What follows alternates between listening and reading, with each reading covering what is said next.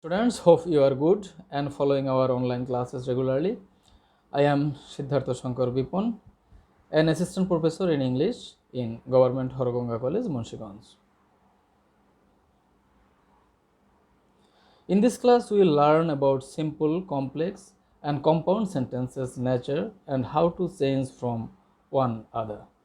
Dear students, if you can't follow the lecture or if you can't follow what I am saying, you can have a pause and you can read what is written on the screen. That would be benefited for you. So, today our focus is on sentences according to the structure. And according to a structure, sentences are of three kinds, and those are simple sentence, complex sentence, and compound sentence. And today we are going to learn about their nature and how to change from one another. That means transformation of these sentences. Now, types of changes. Change of sentence can be of two types, such as transformation and conversion. And what is transformation? Transformation is the change of a structure of one kind into another kind without changing the meaning. That means whenever we do transformation, the meaning of the sentences remain the same. You see the example, he is a good boy. This is an affirmative sentence. If we make it negative, you see, he is not a bad boy. Here, the meaning of the first sentence and the meaning in the second sentence is the same. That means meaning has not been changed, and this is called transformation. But what is conversion? In the conversion, the meaning is changed. See, he is a good boy. Here it is made negative. He is not a good boy. That means he is a bad boy. But this is different from the meaning of the first sentence, and this is called conversion. And in our syllabus, we are not going to do any conversion. We will focus on transformation. Now, types of sentence, and today our focus is on the transformation of sentences according to structure. And structurally sentences can be classified into three types, and those are simple, complex, and compound sentences. Let us know what is a simple sentence. The sentence which has only one subject and only one finite verb is called simple sentence. Please keep it in mind that one subject and only one finite verb. He wrote a poem. Here you see he is the subject, wrote is the verb. In this sentence we get one subject and one finite verb. That is why this is a simple sentence. And here you see Rina plays well. In this sentence, plays is the finite verb and Rina is the subject. So this is also a simple sentence. Now question is that what is a finite verb? Dear students, if you had followed my previous classes, previous sessions on right form of verb, you would better understand what is a finite verb. Still I am telling you, a finite verb complete the meaning of a sentence, and it is, you see, before this, if you know the non-finite verbs, you will able to know the finite verbs. In short, we can recognize non-finite verbs in three ways. What are those? For example, you see, if you find to before a verb, that is a non-finite verb, and that is a infinitive. Again, if you see ing with a verb without using any auxiliary, that is also a non-finite verb, and those are either gerund or participle. And if you find verb 3 of a verb without using any auxiliary like am is are, that means be verb, verb to be, or verb to have, that is also a non-finite verb. And the other verbs in English are finite verb. So what are non-finite verbs?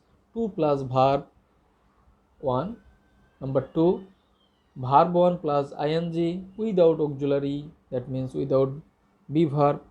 And number 3, verb 3 without auxiliary verbs like verb to have and verb to be. These are non-finite verbs, and other verbs are basically finite verbs. So in a simple sentence we will get only one subject and one finite verb. Now let's see what is complex sentence. The sentence which has one principal clause and one or more subordinate clause is called a complex sentence. So in a complex sentence we have two clauses, and those clauses are connected with a adverb, a connector, connected with a connector or conjunction. You see the example. He wrote a poem which was published in Britain. So here you see he wrote the poem and which was published in Britain. In this sentence there are two parts, and two parts has been added with the connector which.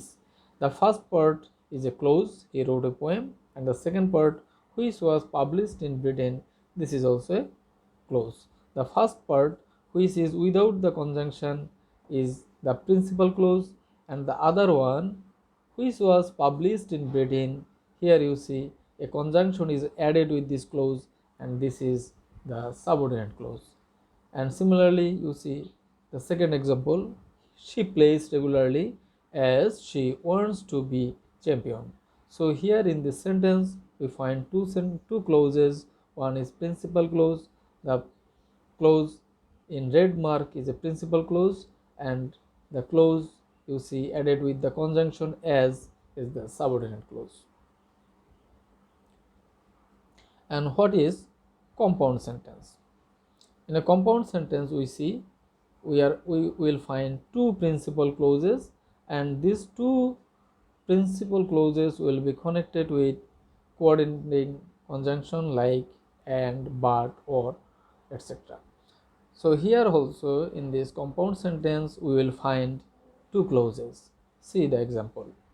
He wrote a poem and it was published in Britain. And is a coordinating conjunction, and here two clauses has been added, and these two clauses are independent clauses, and both clauses are principal clauses. So these sentences are, this type of sentences are called compound sentence. See the second example. She plays well but can't win a prize. Here but is added and two clauses are there in both sides. So this is a compound sentence. See the third example. The night was dark and the way was long. So here we will find two clauses, because you see in every clauses there are finite verbs. We will have more discussion on it on the later part of this discussion.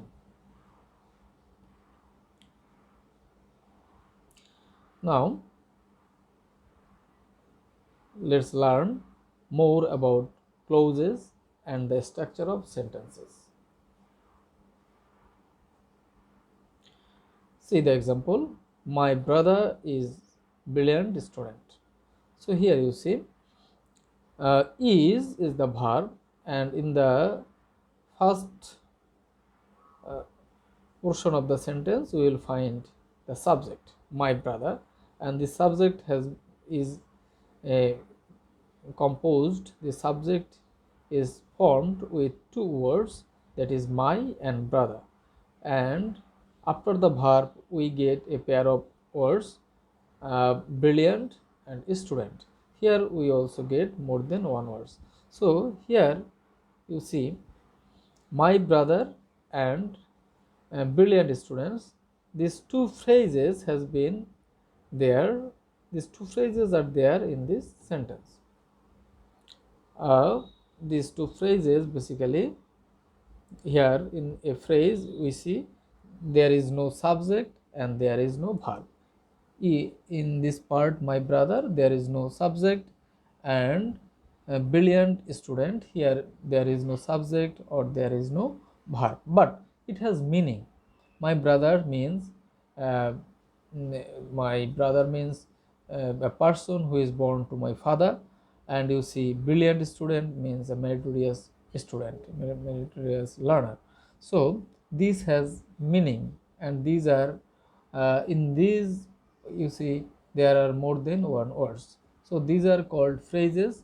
Where what is a phrase? A phrase is a group of words where there is no subject or finite verb but has some meaning. So these are phrase. So a phrase is not a sentence. Okay, let's see. My brother is a doctor who is famous. What do we get from here? Here you see, here we get two parts. My brother is a doctor and who is famous, these two parts. In the first part, my brother is a doctor, here we get a verb, finite verb is, and in the second part, who is famous, here also we get a verb, that is. So two verbs are here and one conjunction is there, that is who. So here we get subject, finite verb in the first part of the sentence, and this is called a clause. My brother, subject is a verb, and subject and finite verb is there, so this is a clause. And you see, so a clause has a subject and a finite verb. Now let's see, my brother is a doctor who is famous, the same sentence. Here my brother is a doctor, this part is principal clause, because this is independent. This one is independent clause because this is not dependent on the later part of this sentence. But who is famous, this part is dependent on the first clause, that is my brother is a doctor. Therefore the first part here, the first portion of this sentence is a principal clause, and the second portion, which one is added with a conjunction who, this is a subordinate clause.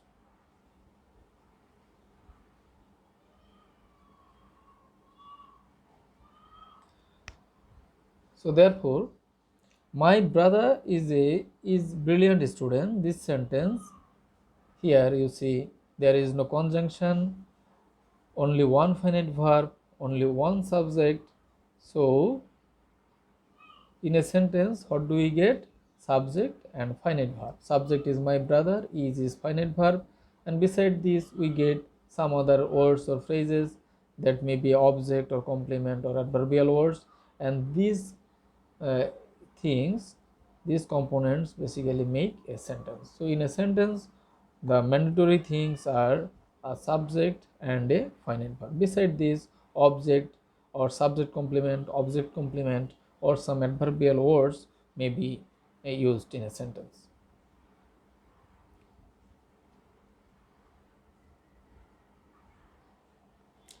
Therefore a subject plus finite verb and extension are the components of a sentence. And what are the components of a principal clause? The same thing, the subject and finite verb should be there in a principal clause. From the example, I think we have understood so far. But if the principal clause is subtracted from a sentence, uh, there will nothing there will be nothing, because that will not be a sentence, that would be turned to zero. So whenever a subject and a finite verb basically makes a principal clause, and at the same time it is a sentence. So a sentence is basically a principal clause. And a simple sentence, in a simple sentence there is only one principal clause. So what do we get in a principal clause in a simple sentence? In a simple sentence we always get only one principal clause, that means one subject and one finite verb. But in a subordinate, in a complex sentence or in a compound sentence, we get more than one clauses, and in every clauses you will find one finite verb and some cases one subject.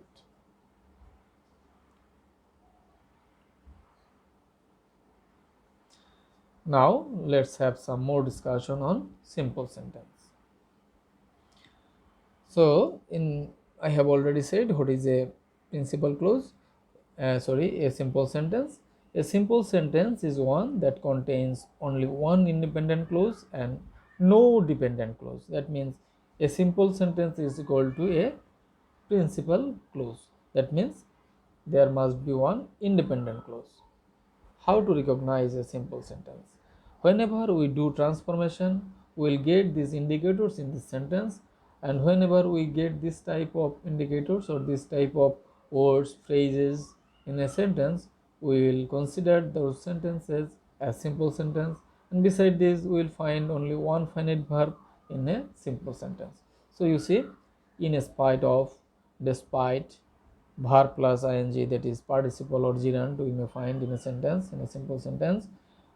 To preposition, preposition plus verb plus ing you may find. By, without, in case of, both, on plus verb plus, that is preposition plus verb plus ing. Adverbial words may be found before, after plus verb plus ing. And if we get this type of indicators in a sentence, we will see those are simple sentence. Now let's know more about a complex sentence. Let's see the example. Since he is ill, he will not attend the class. Here you see, he is ill is the first part. Here a conjunction is added, since. So we can consider here there is a subject and finite verb is. So this part is a clause, and this is subordinate because conjunction is added with this part. And he will not attend the class, this is principal clause. Here you see the subject he is there, and will not attend is the finite verb. So a complex sentence is one with one independent clause and one or more than one dependent clause. Independent clause means principal clause and dependent clause means subordinate clause. So what are the conjunctions or connector in a complex sentence? If we find these conjunctions or connectors in a sentence, we will consider those sentences as complex sentence. And those connectors are because, since, as, when, though, although, till, until, unless, while, after, before, so that, as soon as.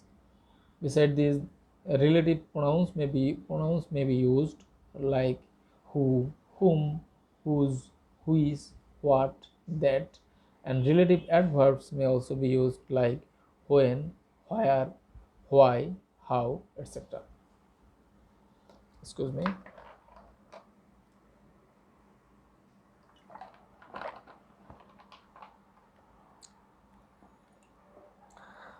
Now I think you have very well built idea, very good idea about the types of sentences according to a structure, and now you can recognize a simple sentence, a complex sentence, and a compound sentence.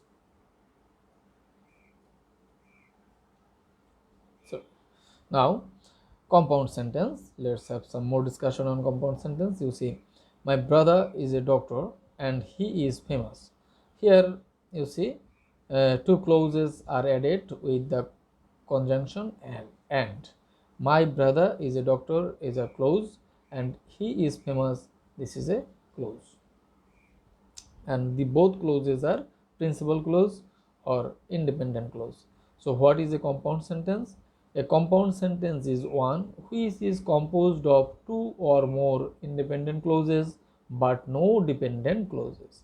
Here we will not find any dependent clauses, rather both the clauses are independent, and if we write the clauses separately, these clauses will make meaning.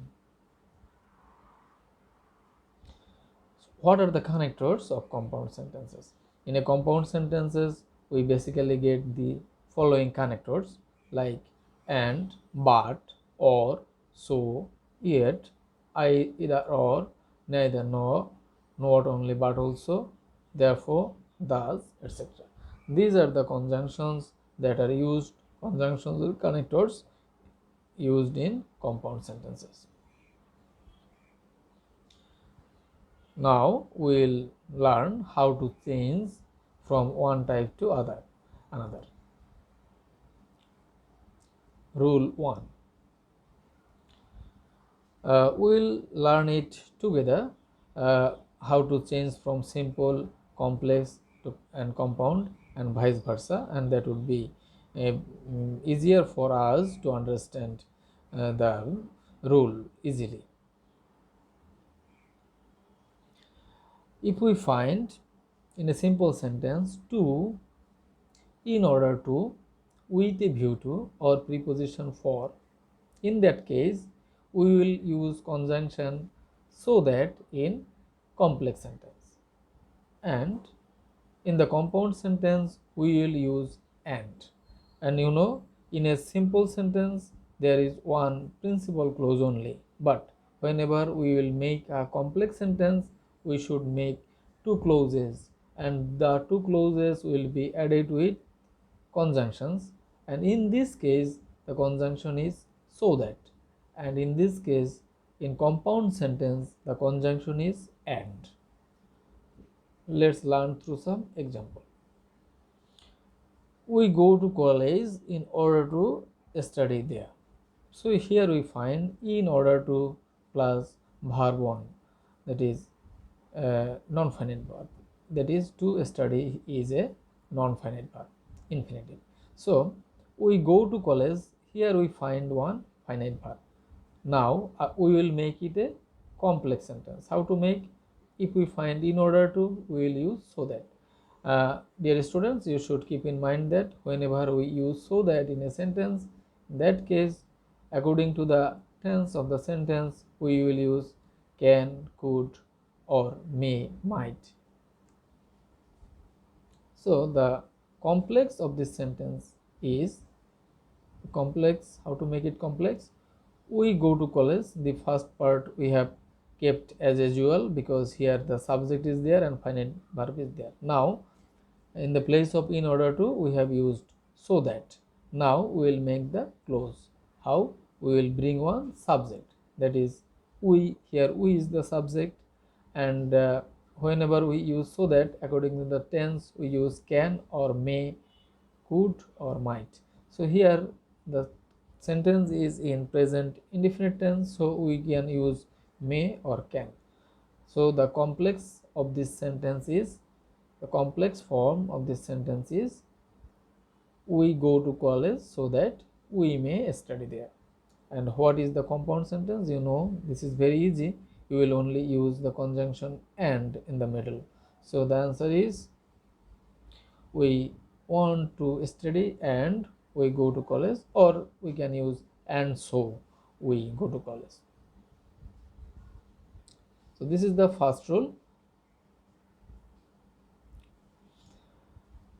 Now this is for you. We eat to live, or we go to college for knowledge. These two sentences is for you, are for you, and hopefully you will practice it and you will write the answer in the comment box. Now rule 2. In a simple sentence we can find verb 1 plus ing at the beginning of the sentence or in the middle of the sentence. Then what should we do? In that case, to make this sentence complex, we will use since, as, or when as conjunctions. And to make it a compound sentence, we will use and as conjunction. See the example. Here the sentence has started with ing form of the verb, that means present participle. See the example. Closing the door, I went outside. So follow the second part of the sentence. I went outside. Here I is the subject, went is the finite verb. But in the first part, closing is the non-finite verb. So what should we do? the second part of the sentence should be kept as usual, because here the subject and finite verb is there. That means all the conditions of a conjunction of a clause is available here. So this is going to be the principal clause of our complex sentence. We will use since, as, or when to make it complex. So see, when I closed the door, I went outside. When is the conjunction, I the subject, and closed according to the tense of the sentence. Closing has been made a finite verb. Now it is closed, the past indefinite tense. When I closed the door, I went outside. The two clauses has been made and has been added with conjunction when. Here we can also use since or as. Since I, sorry, here we can use as I closed the door, I went outside. And to make it compound, I closed the door and then I went outside. Then is not necessary. Without then, if you don't use the word then, it will be in the right sentence, like I closed the door and I went outside. This is also correct. Having done the work, he left home. So having done the work, he left home. How to make having done? Having is the past participle. So this part we can make clause using since, as, or when. So as he, you see the second part, he left home. Left is the past indefinite tense. So here in the first clause will be formed in past tense. So having, the past form of this verb is had. As he had, then past participle had done. As he had done the work, he left home. And the compound is only using and in the middle of the both clauses. He had done the work and he left home. Now, rule 3. Sometimes we find present participle or past participle in a sentence, and you know that this present or past participle are used before a noun and works as adjective. And in that case, what should we do? In that case, we will use relative pronouns like who, is, that, or what to make as conjunctions to make it complex. And in compound sentence, we use and. Let's see one example. He looked at the flying bird. So here you see the condition of the bird has been mentioned by using the adjective flying. Here flying is a present participle and at the same time it is working as an adjective. So he looked at the flying bird. He looked, here you see subject and finite verb is looked. So the flying bird, this portion or this phrase should be made a close to make it a complex sentence. Now we can use who, is, what, or that. Who is basically used for person and who is that can be used for uh, uh, an animal or non-living things. You see, he looked at the bird.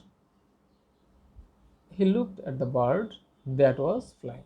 So that was flying is now finite verb, because was is the be verb, and after a be verb, whenever we use ing with that verb, with any verb, that is finite. But without auxiliary, if we use ing like the first sentence, that is a non-finite. So he looked at the bird that was flying. This is complex. And what is compound sentence? What would be the compound of this sentence? You see, the bird was flying and he looked it. So the bird was flying. We have made two sentences, two clauses here. The bird was flying, one independent clause. He looked it. That is, this one is also an independent clause, and these clauses are added with conjunction and. So here we will this is how we can make it a compound sentence. Dear students, you please sometimes have pause and you see what is written there, and you also follow my speech, and these both will help you to understand this transformation.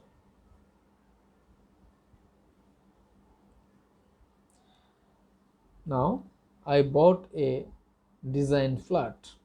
Can you guess what should be the answer? I bought a designed flat. Flat is the noun, designed refers to the quality of this flat, that is past participle form of the verb, and that is past participle. So I bought a flat which was designed. This is the complex. And what is the compound? I bought a flat and it was designed. Now let's go through rule 4. You see, in a simple sentence we may find in spite of, or despite, or notwithstanding. In this case, to make it a complex, we will use though or although, and to make compound we will use but.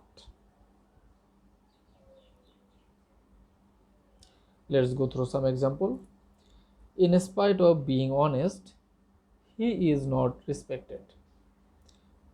It is, you see, uh, some contradiction is there. Honest man should be respected, but in these cases the contrary meaning, contrast meaning is used. You see, in spite of being honest, he is not respected. So how to make it a complex sentence? Whenever we find in spite of, despite, or notwithstanding, in this case we will use though or although as connector. He is not respected, this part should be kept as usual, because here the subject and finite verb is available. So what should we do? Though he is honest, he is not respected. Though he is honest, this part is a subordinate clause. We have made a subordinate clause and it has been added with the principal clause with the connector though. And how to make it a compound sentence? We will use but in the middle of the sentence as a conjunction.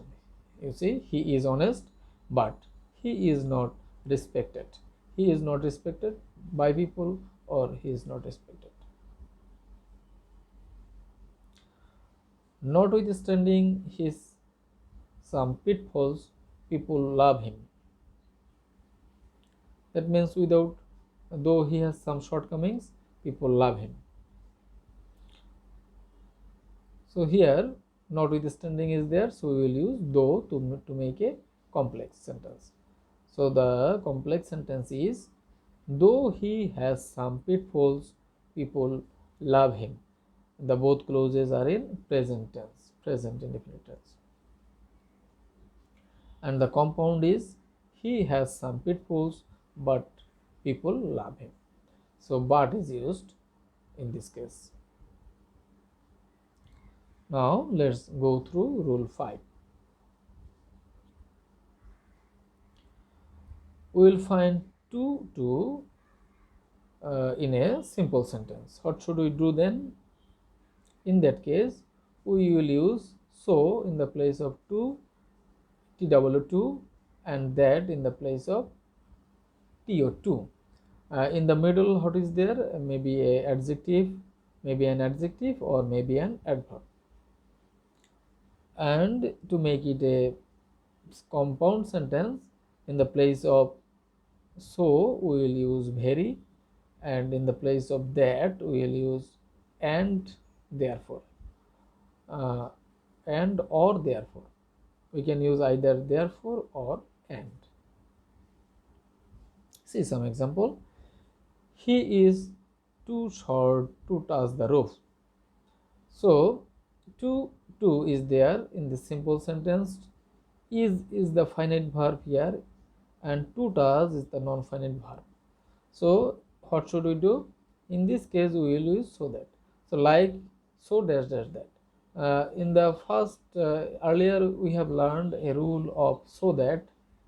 In that case we have used may or might, can or could according to the tense.